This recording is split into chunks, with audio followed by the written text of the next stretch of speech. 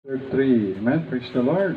Good morning, good afternoon, good evening naman sa ibang mga lugar. Glory to God and praise God. Thanks God. John chapter 3 verse 1 to 7. Basahin natin sabay-sabay.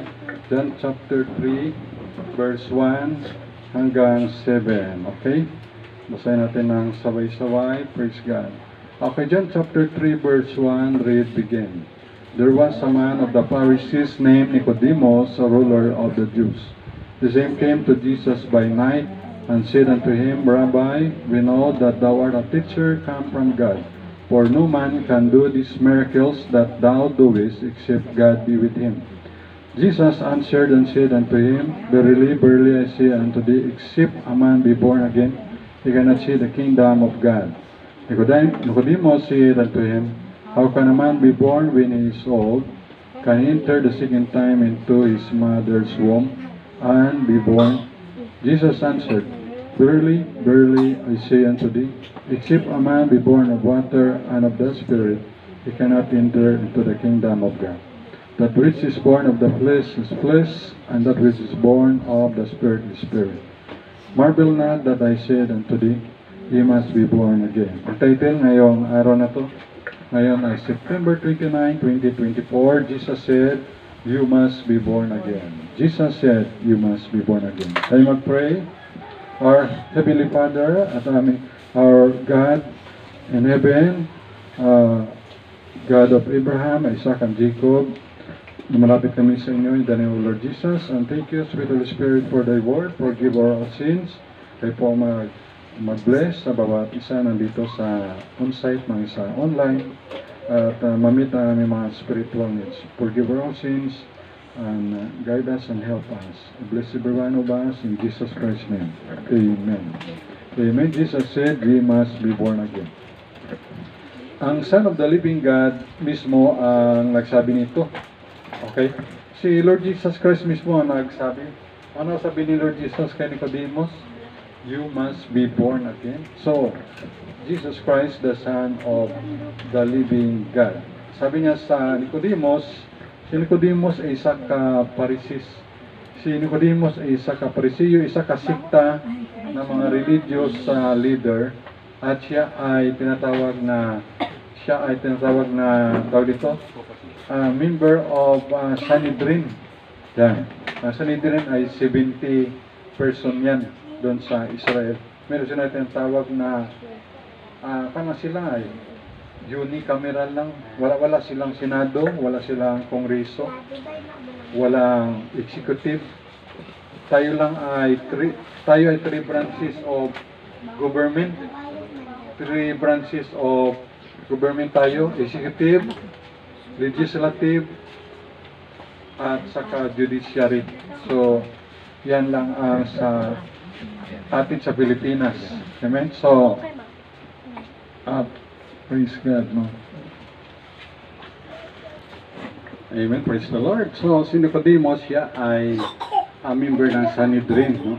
70 members yan. At mabagi ko nga sa inyo, ang ating government ay mayroong executive, yun sa Malacanang, presidente, and then yung legislative, dalawang branch.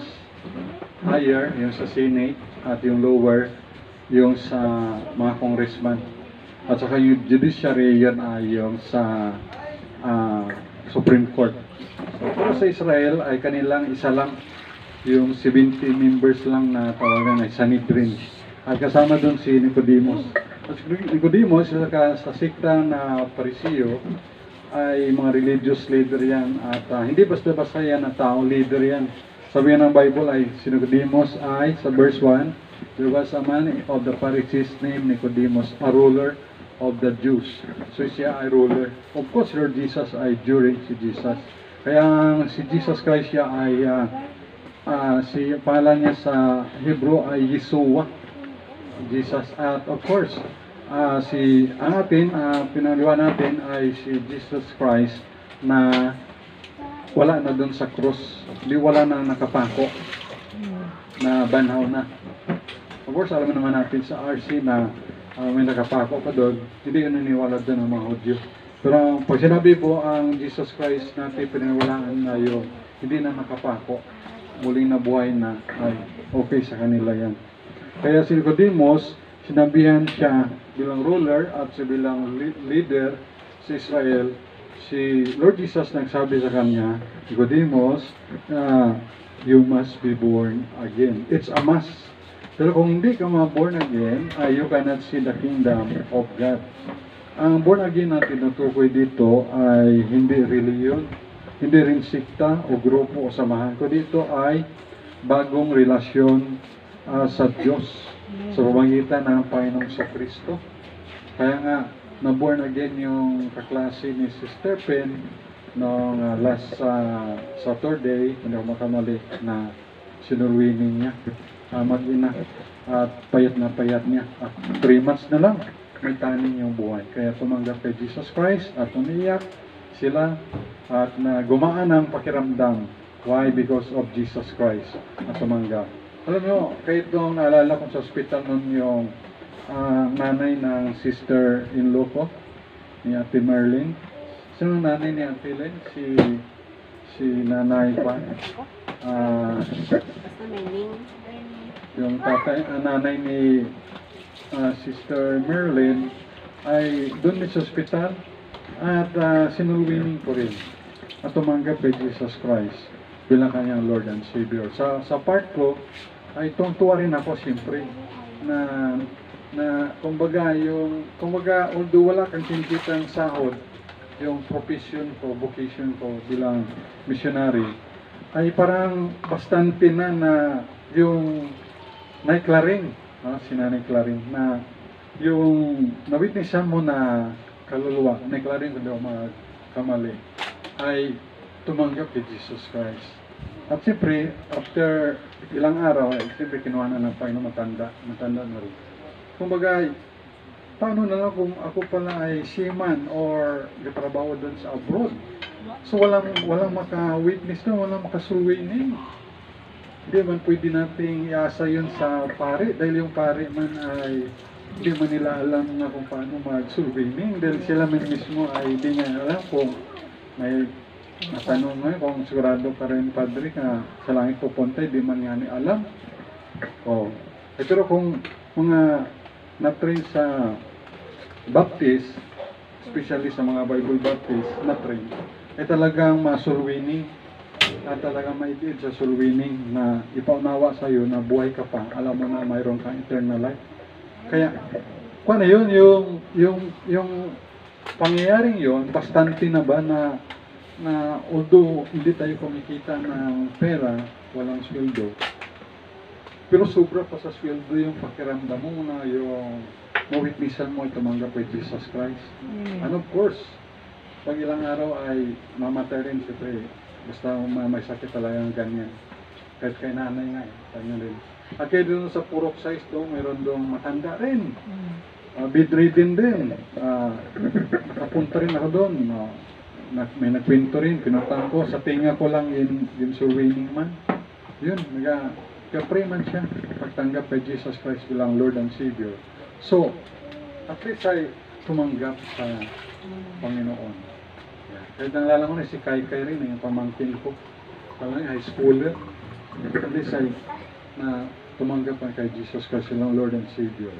So, yun pala yung blessing ni Lord, yung joy of soul winning, consuelo ba sa atin. Kaya, ang trabaho ng pag-soul winning ay trabaho ito ng lahat. Kaya church is mga people, believers, so lahat tayo. Kasama ang pastor at membro. Kaya maganda rin na matuto ng soul winning. Kung hindi ka marunong na soul winning, bigay ka lang ng gospel tract na babasahin. At yung gospel tracts na yun na bibigay mo, ay yun na mismo yung ibig sabihin, let the Holy Spirit mag-move through gospel na nabasa niya. Ayan, sa likod na may sinner's prayer. And then, pag kanyang isa puso yon, sincerely patanggap kay Jesus as Lord and Savior, save siya. Alam niyo ba na ang kaligtasan ay para lang ito sa mga Hudyo? Tayo, hindi tayo Hudyo, tayo mga Hintil. Diba? Mayroong verse doon na si Lord Jesus ay may pumunta doon na yung Phoenician women na humihingi siya sa Panginoon ng pabor na gumaling ang kanyang It's either, kalimutan ko lang kung para sa kanya, sa anak niya. Pero ano sabi ni Jesus?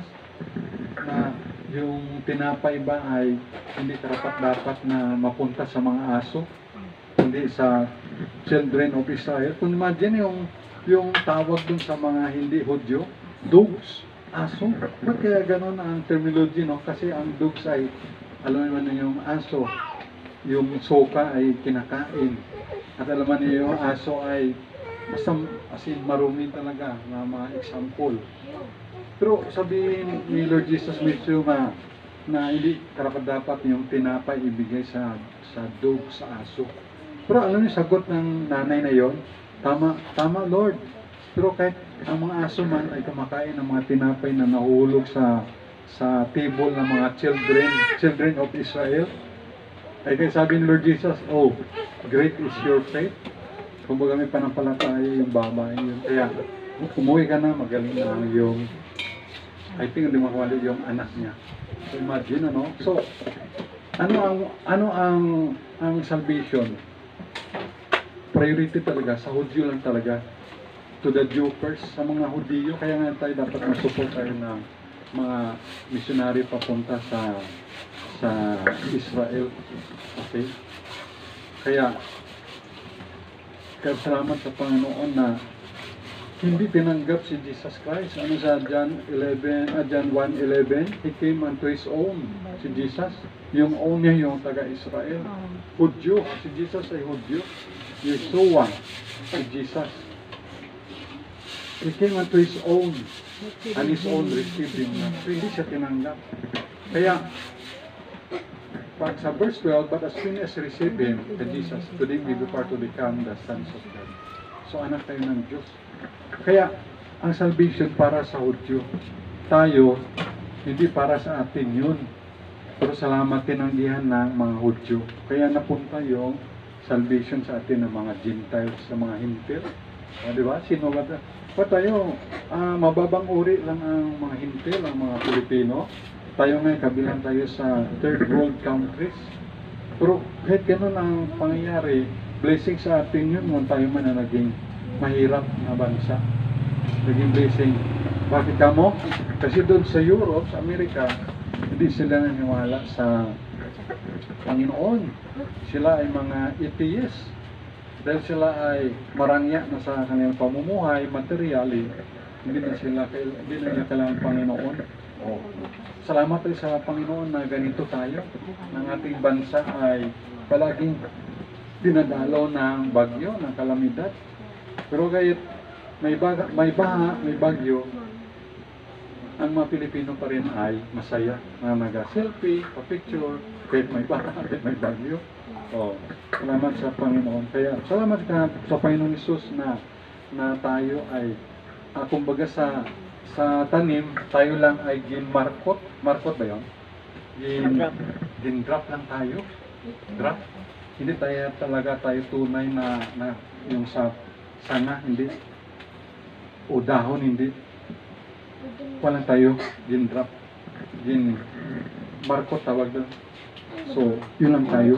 Salamat tayo. Ito ay malaking privilege sa atin na tayo ay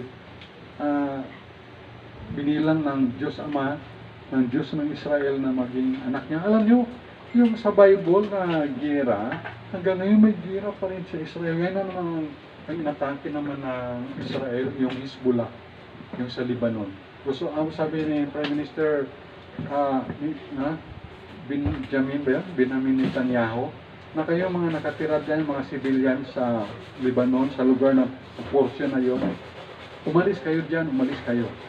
Kasi bumbahin kasi nakatago dyan yung mga Hezbollah, mga terorista, na ang goal nila, kasama ng mga kakalaban pa ng Israel, Hamas, ang goal kasi nila ay ubusin ang Israelites na patayin. Kung di man, yun ang goal nila na eradicate, mawala ang mga Hudyo. Hindi pwede mangyari yan. Kaya ang Israel, choosing people of God yan, pinila yan ng Diyos. At sabi nga kay Abraham na sino mag-bless sa'yo, Abraham ay i-bless ng Diyos. Kaya nga tayo sa prayer natin ay include yung pray for the peace of Jerusalem at i-bless ang Jerusalem, ang audio, ang Israelites, i-bless. Ang sino magsumpa sa iyo ay susumpain din. Kita mo, gin-curse ng presidente, presidente ng kwan yun? Ano presidente yun? Iran? O Iraq? O Syria na gin-curse niya yung Israelites. Mga ilang araw na namatay siya, natumba, diskurso yata. So, imagine. Kaya gano'n. Kaya yan, although matigas yung ulo ng mga Israelites na yan, ginatanggihan nila yung Messiah, si Yeshua, Jesus Christ. Pero, ganun pa man, may pangako siyang Panginoon na may i-bless sila. Kaya, later on, masisave siya, rin sila yan. May nasib naman ng mga Hudyo, of course, yung mga disciples, mga apostles. Pero majority ay hindi saved. Katulad ni Nicodemus, siya ay Hudyo rin. Siya ay Parisiyo, pero sekreto lang, kaya gabi siya pumunta kay Jesus. Kasi kung malaman niya ng ibang mga grupo niya, siyempre, pwede siyang sermonan, pwede siyang i-discriminate, at siyempre, majority kasi sila na hindi niwala kay Jesus. Kaya si Nicodemus, gabi siya pumunta kay Jesus at nakipag-usap siya. Kaya sabi ng Panginoon Jesus sa kanya,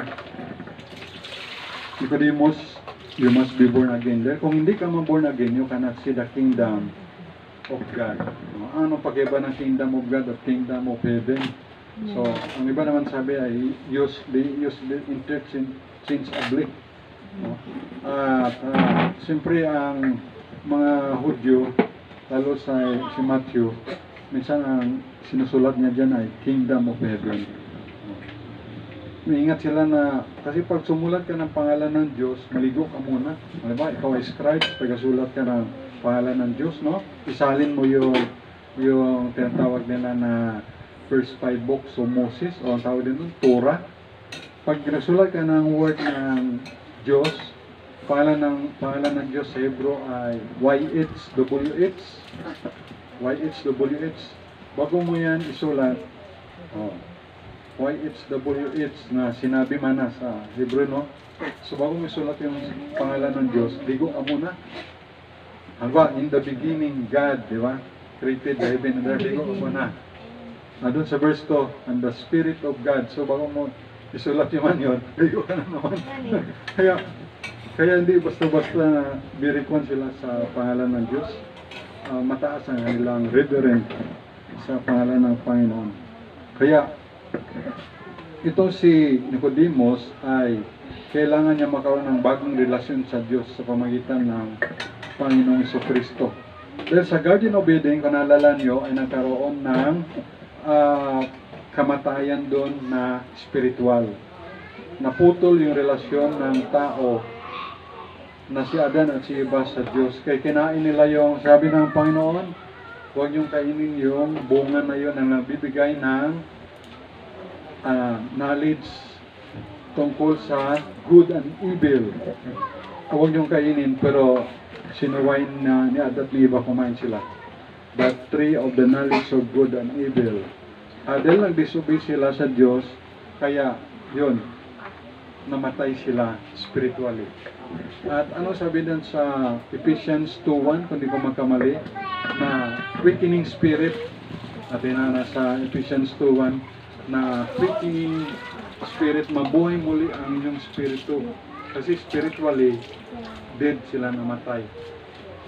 Pag sinabi ng Diyos, mamatay kayo, ang tinutukoy din ng Panginoon ay spiritual death. Hindi naman sila namatay physically. Mamatay ang tao physically, binigyan na ng Panginoon yan ng 120 years old lang. Kasi ang tao, nakikipag-strive siya sa spirit, sa Panginoon. Wala nang iniisip, kundi puro negative, laban sa Diyos, makalaman. Kaya, sabi ng Panginoon, ang buhay na lang ng tao ay 120 years old. So kung lumampas doon, ay bonus na ng Panginoon. Binabaan pa nga yan 70, binabaan pa. Kung lumampas ay bonus. Sabi dito sa Ephesians 2:1, and you hath he quickened who were dead in trespasses and sins. Yan. Patay sa pagsalansang at mga kasalanan. So, He quickened, yung He dyan, si Jesus Christ, in quicken, making alive. Yan. So, namatay, spiritual, yung mga tao, si Adat Eva, and then yung generation, the first Adam, of course, galing sa lupa, earthy, si Adam, at yung second Adam, si Lord Jesus Christ, the Lord from heaven. Hindi sa galing sa lupa, si Lord Jesus. Spirito, Santo yung na-conceive sa tiyan ni Virgin Mary. Kaya, sa pag-disobey na yun ng mag-asawa, ni Adat ni Eva, namatay sila spiritually. At dahil kay Jesus Christ rin, you must be born again, sabi ni Jesus. At si Jesus, sabi dito sa Ephesians 2:1, and He had quickened you, making a new, made alive by Jesus Christ. Made alive.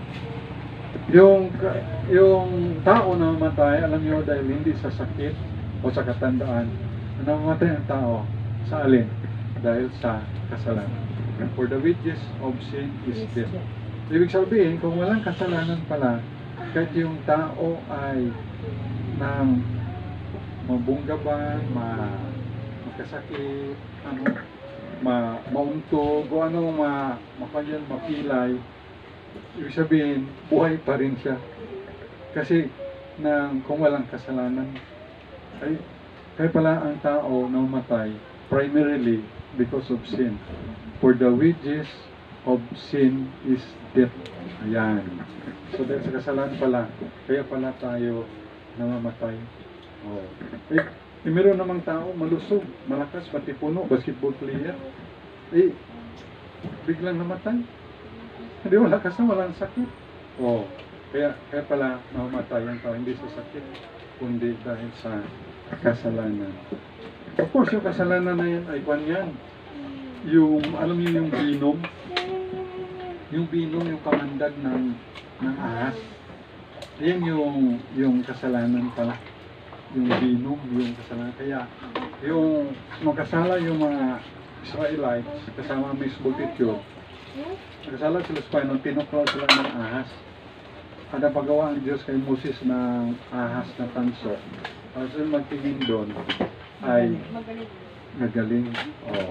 Kaya si Lord Jesus rin, nung nandun sa cross, kung sino magtingin sa cross, kay Jesus Christ, gagaling rin. Ibig sabihin, by faith to Jesus. So, yung binom ng kasalanan. Kaya makamandag. Kaya yung kasalanan pala ay talagang delikado. Gawin na natin ang lahat ng bagay. Huwag lang yung kasalanan. Sa mga bata, no? Kasalanan ang magpan sa magulang nyo. Magsaway. Ibig sabihin, magpasaway sa magulang. Kasalanan yan. Kasalanan rin ang magsalita ng bad words sa inyong mga parents. Dapat ay good words lang. Dapat ay paano sabihin ng advice ng daddy, mami, papa, mama, tatay, nanay, ay sundin nyo para sa inyong kabutihan yan. Huwag kayong maniwala dyan sa pinapanood nyo sa cellphone, sa TV, sa mga pelikula na mga gasalita sila ng mga PI, pamumoya, nagasalita ng bad words. Huwag niyong gayahin yun. Huwag niyong gayahin. Kasi kwan lang yun. Acting lang nila. Huwag niyong gayahin. Sundin niyo pa rin kung memorize niyo yung Word of God. Memorize niyo, masabi niyo sa Bible. Children, obey your parents in the Lord. For this is right. Yan dapat. Kaya itong si Nicodemus bilang religious leader ay kailangan niya na salvation. Pharisee. At of course, ang kaligtasan ay hindi lamang sa mga Phariseo. Alam niyo yung Phariseo, majority sa kanila. Ang tawag sa kanila mga hypocrite. Mga hipokrito sila, mga Phariseo. Mga self-righteous. Yan yung mga Phariseo. Kaya may mga modern, din tayo, may mga modern Phariseo eh. Diba, ibig sabihin, mga modern Phariseo sa church, religious leader man o member. Pag yung bang namumuhay siya na parang siya na lang palagi yung tama, self-righteous, or parang matapobre, yan, parisiyo yun. At yung anything na ginagawa niya ba na contrary sa Bible, naging parisiyo na rin yun. Kaya, self-righteous, hypocrite. Of course, hindi naman lahat ay ganun, no? May ilan din naman na matitino, katulad ni Nicodemus, na siya ay pumunta na pakumbaba at pumunta sa Panginoon Jesucristo nung gabing yun. Kaya, the same came to Jesus by night and said unto him, Rabbi, ibig sabihin, we know that thou art a teacher come from God. For no man can do these miracles that thou doest except God be with him. Jesus answered and said unto him, Verily, verily, katotohanan sinasabi ko sa iyo, except a man be born again, he cannot see the kingdom of God. So, ibig sabihin, kahit religious leader, ruler, kailangan ma-born again. Even the common people, ordinary member, kailangan ma-born again. Ibig sabihin, kailangan ma-born again ang Roman Catholic, ang mga Iglesia ni Manalo, kailangan ma-born again yan, ang Sabadista, ang Muslim, ang Hindu, ang Buddhist, ang Atheist, ma-born again. Even may mga Baptist na, meron kasi mga Baptist rin na ang kanilang parents Baptist na, kaya pag pinanganak yung mga bata, Baptist na rin yung sa within family circle, kailangan ma-born again rin yan. Tulad kay Hannah Jijing na ito, na nagising na sila ay sa Baptist na sila, katulad sa mga anak ni Mr. Pin. Siyempre ako ay sa Catholic, no, yung people ako, nakatekisis rin. Kaya kailangan, kay Baptist ka, kailangan ma-born again ka. Kay Catholic ka, kailangan ma-born again ka. Kahit mga born again rin na grupo, kailangan rin ma-born again din sila. Kasi merong born again na pag kinausap mo, sigurado member ng born again church, sigurado ka ba pag napatay ka, punta ka sa langit, hindi rin alam. Kailangan ma-born again rin. Ang ka-grupo, kahit sa assembly, JL, kailangan ma-born again din. Ano pa mga grupo? Saksi. Kasi Kibuloy, kailangan ma-born again na yan ni Kibuloy. Kasi disappointed na siya. Hindi siya appointed Son of God. Peke yun. Ang Son of God, isa lang. Si Lord Jesus Christ lang, big is. So, kailangan niya ma-born again yan. Si Bongbong Marcos, Sara Duterte, dating Presidente Digong, kailangan ma-born again yan.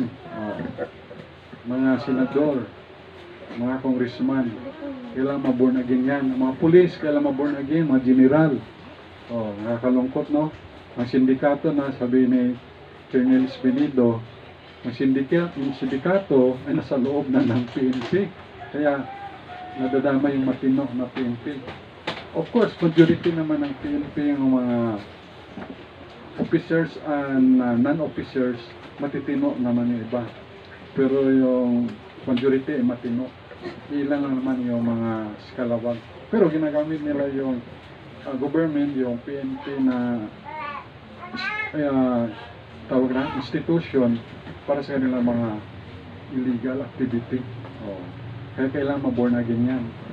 Lahat ng tao, even pastor, kahit kailangan ma-born again rin, pati pastor. Kasi mayroong pastor na siya kasama siya sa Philippine Singing Name. Apat sila. Pero yung isa doon, sabi niya, nag-testify na pastor na siya. Nag-forward rin at tanggap kay Jesus Christ as Lord and Savior. Kasi hindi pa pala siya saved. Pastor niya ibig sabihin, pati pastor kailangan ma-born again rin. Kung may pastor na gumagawa ng kasalanan, sexual immorality, at financial immorality, naging na siya yung ministry, kailangan ma-born again rin yan. So, hindi lang membro, kundi pati pastor. Hindi lang mga leader, kundi mga common people. Sabi ni Jesus, ye must be born again. Ibig sabihin, ang born again is relation, new relation, bagong kaugnayan sa Diyos. Amen? Yan ang born again. So, bawat isa sa atin ay may panganak na muli para makita natin yung kingdom of God. Yan ang sabi ni Lord Jesus ay, kung hindi ka ma-born again, ako din mo, you cannot see the kingdom of God. Of course, pag ikaw ay magsisi ng kasalanan, you repent of your sins and receive by faith Jesus Christ into your heart as personal Lord and Savior, then the Bible says, but as many as receive Him, to them give power to become the sons of God. So, naging anak ka ng Diyos. So, na-born again ka ulit. Ibig sabihin, naging anak ka ng Diyos. Pinanganak ka muli. Second time.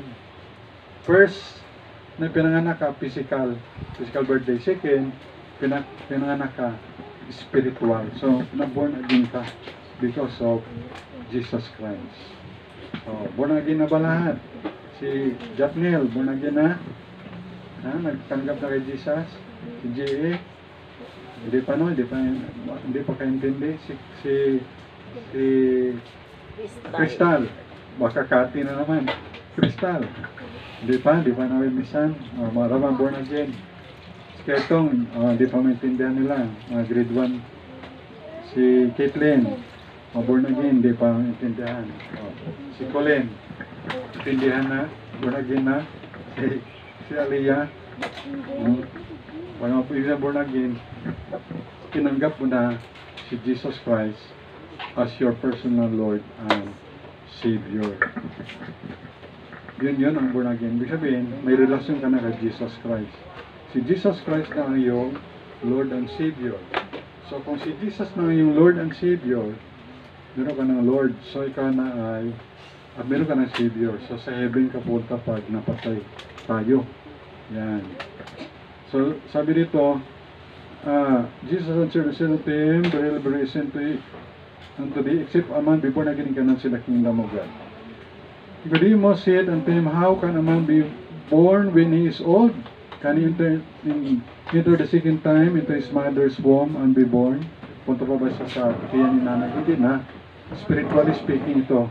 Sabi ni Jesus answered, verily I say unto thee, except a man be born of water and of the Spirit. Yung water kasi, ito yung naglilinis.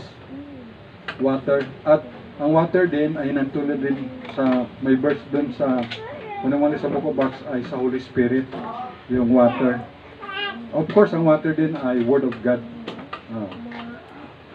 And of the Spirit, you cannot enter into the kingdom of God. Kasi ang water, ang trabaho ng water ay ginalinis tayo. Pero din sa water din, yung baptism naman yun. Pero ang water ay yun tulad sa Holy Spirit. Nilinis tayo. That which is born of the flesh is flesh, and that which is born of the Spirit, spirit. Marvel not, huwag kang magtaka. That I said unto thee, sinasabi ko sa iyo, ye must be born again. Inulit, no? Inulit, dalawang beses. Kasi pag inulit yan, ibig sabihin malaga yan. So sabi ni Jesus, marvel not that I say unto thee, ye must be born again. Yan. So praise the Lord. At iba dito ay born again, iba ay hindi pa nintindihan. So kailangan ma-born again. Even sa atin, sa mga pray natin sa YouTube, Facebook, di ba nila maintindihan ng born again? So maintindihan nila pag meron na silang Jesus Christ sa puso, merong Holy Spirit. Di pa intindihan. Ibig sabihin ng born again, hindi yan religion, hindi yan grupo. Ang born again ay relasyon kay Jesus Christ. Na si Jesus Christ na ang iyong Panginoon at tagapagligtas personal. So meron ka ng bagong relasyon sa Diyos, meron ka ng bagong beginning. So na-born again ka ulit. Sabi sabihin, patay ang ating spirito dahil sa kasalanan, dahil kay Jesus Christ, quicken. Jesus Christ quicken our spirit. So nabuhay tayo muli. Kumbaga, may pinanganak tayo muli. But as many as receive Jesus, to them give power to become the sons of God. Let's pray. Our God, our Father in heaven, salamat po sa inyong salita. Salamat, meron kami dito makasama, Panginoon, na wala pang relasyon kay Jesus Christ, hindi pa born again, at sabi niyo po, Lord Jesus said, you must be born again. So, ang tinutukoy niyo, Panginoon, ay hindi reliyon, hindi grupo, hindi samahan, at tinutukoy niyo po ay new relationship sa iyo, Lord Jesus Christ, as personal Lord and Savior. So, meron kami dito na hindi pa naintindihan, hindi pa born again, we pray, maintindihan nila na sila rin ay masave, born again, magkaroon ng kaugnayan sa iyo bilang ikaw, Panginoon, ang kanyang Panginoon tagapagligtas, Lord Jesus. At salamat na yung iba dito rin intindihan na born again na. So, kami man, Ama, ay mga hintil, hindi kami karapat-dapat sa kaligtasan dahil ang kaligtasan ay para lang sa mga Hudyo. Pero dahil tinanggihan ka, Lord Jesus, ng mga Hudyo, ay napunta sa amin ang blessing. At kami na ay na born again by the grace of God, si Jesus ang aming Lord and Savior. So salamat na na-born again na kami. At ito ay galing sa Holy Spirit, at ito ay blessing sa amin. So we pray, Heavenly Father, na meron kami mga kaibigan, mga friends sa YouTube, papanood na hindi nila alam, if they die, they don't know where they're going. They're not sure of heaven, pero this time, they can be sure of heaven through Jesus Christ. So, you repent of your sins, ask forgiveness for your sins, and by faith, receive Jesus Christ as your personal Lord and Savior.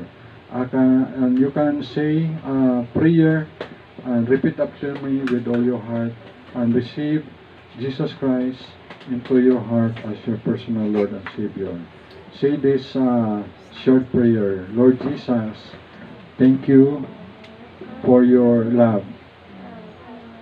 I acknowledge, dear God, I'm a sinner. I repent.